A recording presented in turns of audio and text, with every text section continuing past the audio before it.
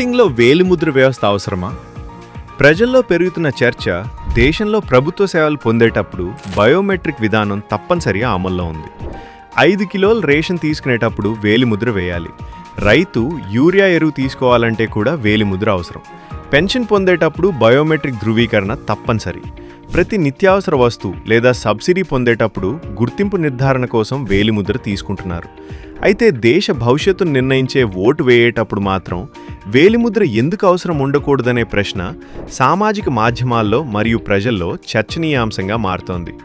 ఈ అంశంపై తాజాగా పార్లమెంట్లో చర్చ సందర్భంగా రాఘవ్ చెడ్డా ఈ వ్యాఖ్య చేశారు. పోలింగ్ కేంద్రాల్లో కూడా వేలిముద్ర ఆధారిత ధృవీకరణ వ్యవస్థ అమలు చేస్తే ఓటు దొంగతనం, నకిలీ ఓటింగ్, ఒకరికి బదులు మరొకరు ఓటు వేయడం వంటి అక్రమాలు స్వయంగా తగ్గిపోతాయని, బయోమెట్రిక్ సిస్టమ్ వల్ల ప్రతి ఓటరు తన అసలు గుర్తింపుతోనే ఓటు వేయగలుగుతాడు. దీంతో ఎన్నికల పారదర్శకత పెరుగుతుందని భావిస్తున్నారు. అయితే నిపుణుల అభిప్రాయం ప్రకారం ఇటువంటి విధానం అమలు చేయాలంటే సాంకేతిక భద్రత, డేటా గోప్యత, యంత్రాల పనితీరు, గ్రామీణ ప్రాంతాల్లో సదుపాయాలు వంటి అంశాలను జాగ్రత్తగా పరిశీలించాలి.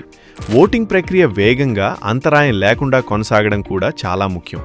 సాంకేతిక లోపాల వల్ల ఓటర్లకు ఇబ్బందులు కలగకూడదు.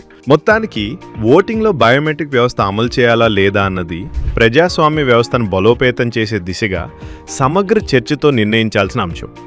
ప్రజల విశ్వాసం, పారదర్శకత మరియు భద్రత, ఈ 3 అంశాలు సమన్వయంతో ఉంటేనే ఏ మార్పైనా విజయవంతం అవుతుంది.